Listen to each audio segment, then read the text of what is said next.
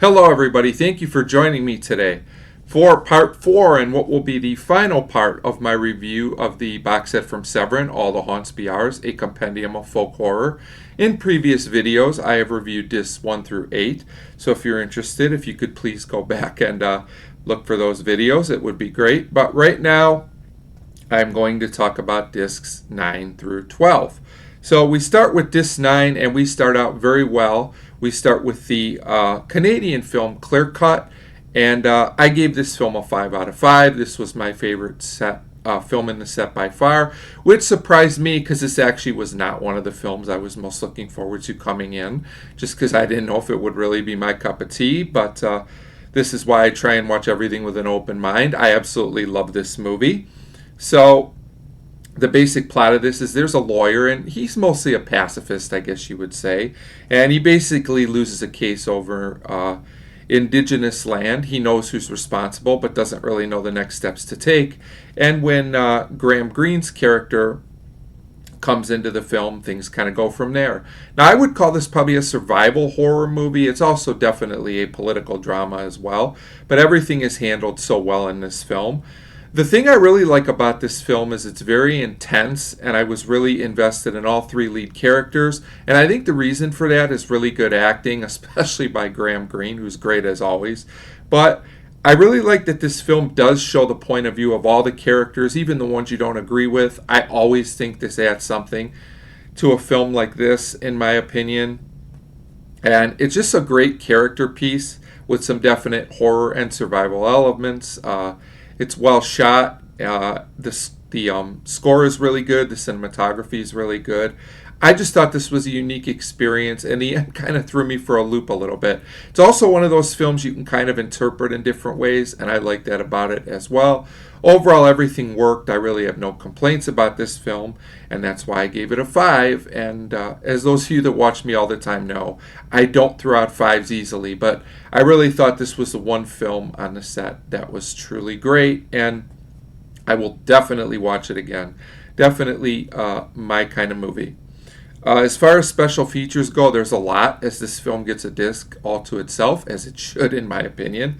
So there's a video intro with the director. It's fine. There's also an interview with actor Graham Greene, which is absolutely fantastic, and I highly recommend it, especially if you like the film. He gives some great insight. There's also a short piece with the composer, which is pretty good as well. Then we've got some other interesting features as well. The first is called The Ballad of Crowfoot. It's basically a music video.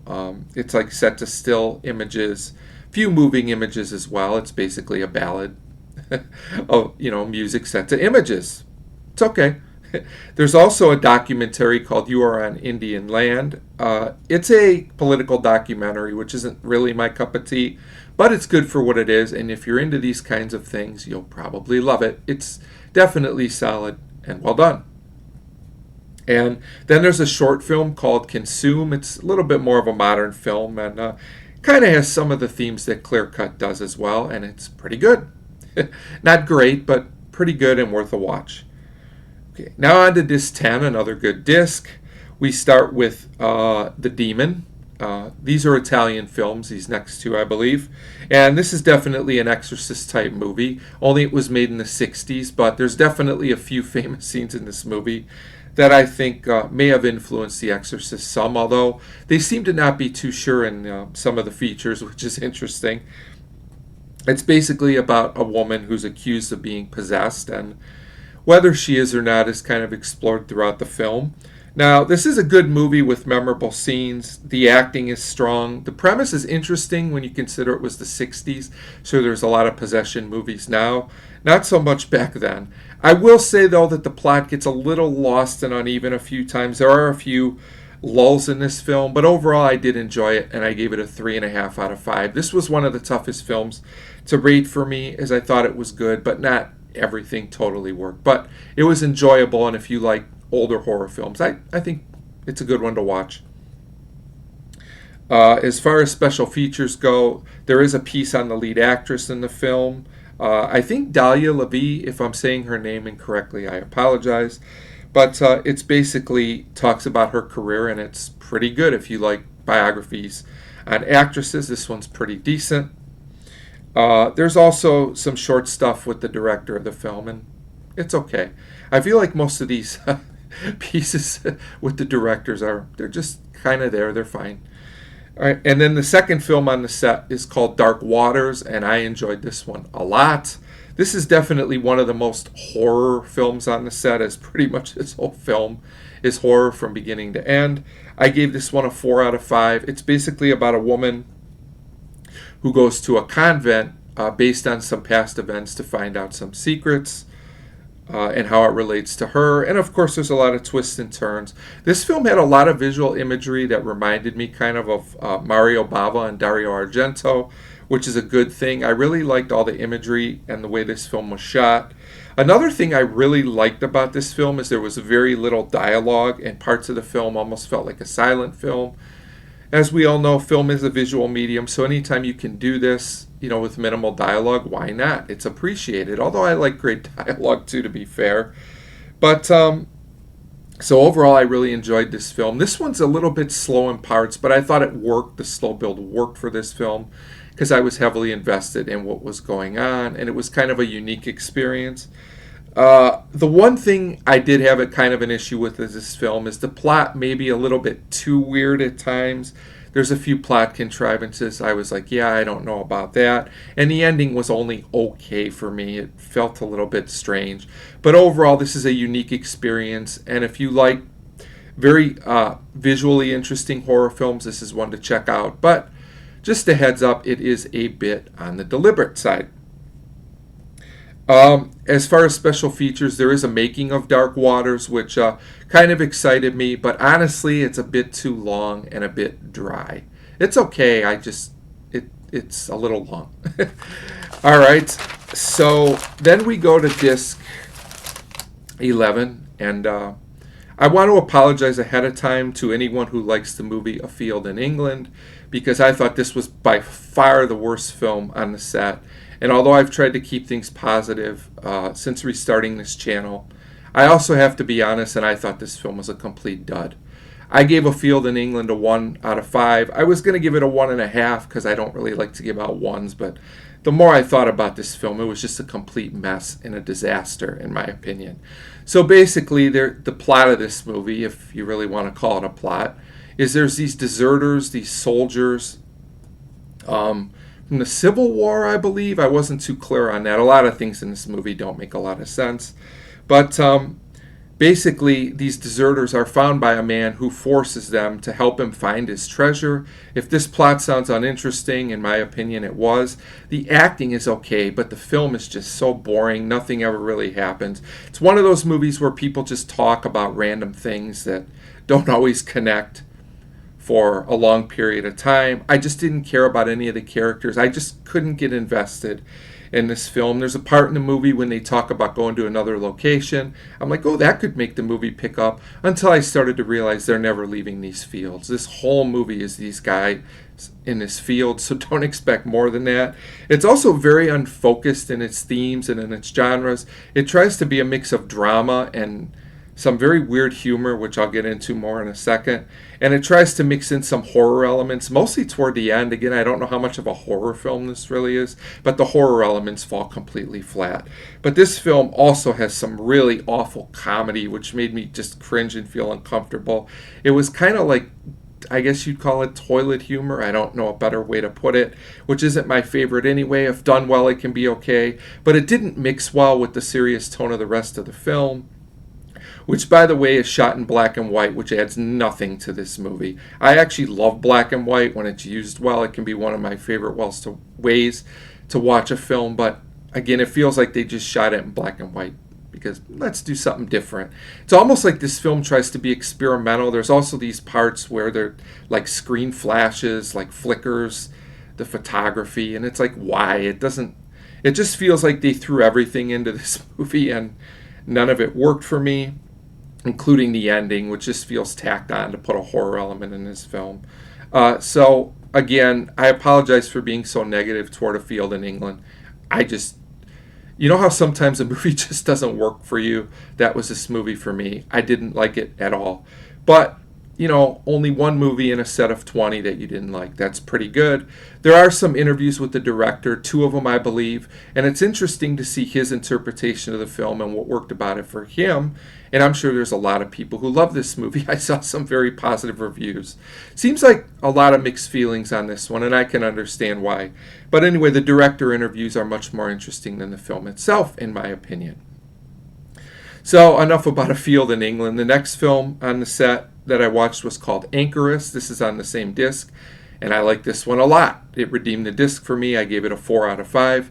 It's basically partially based on a true story. I'm sure they changed some things. Not really familiar with the original story, but it's basically about a woman who becomes an anchoress for a village, and I don't really want to get into more than that. The movie does kind of explain what an anchoress is and what she does, and the movie handles its themes really well. It has some politics, some religion, some questions about faith, things like that. The lead actress is really compelling. I wasn't familiar with the actress, but there's just something about her that draws you into this movie. There's also some familiar faces, character actors that I noticed from other things in supporting roles, which is always nice. But it's a beautiful looking film, and like I said, the story is very unique. I've never really seen a film with this plot before. There's a lot of beautiful visual imagery in this one as well, and this is kind of one of those films where the ending worked for me, even though it's kind of, you interpret it how you want to. Sometimes that can work if a film is done well.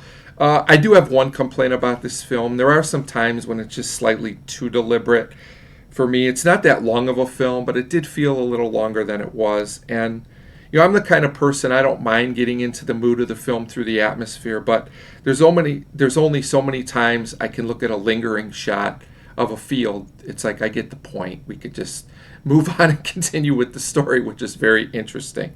But I still think it's a very solid 4 out of 5 film and a thought-provoking film that I will definitely watch again, but this is kind of one that I have to be in the right mood for, which is perfectly fine. There is a special feature called Lockdown 1329 or 1329. It compares the movie to a lot of current world events from the past couple years, and although I don't totally get all the comparison, it's an interesting enough piece, and I do get some of the comparison, so it's worth a watch. It's pretty short. Then we go to the last disc, which was kind of a mixed bag for me as well. First up is Pendants Fan. Now, I know this film is directed by Alan Clark, a respected director, and it's kind of a cult favorite, but this movie was a miss for me. I did give it a 2 out of 5. I'll explain why. This is really not a horror film, in my opinion. It's a coming-of-age drama.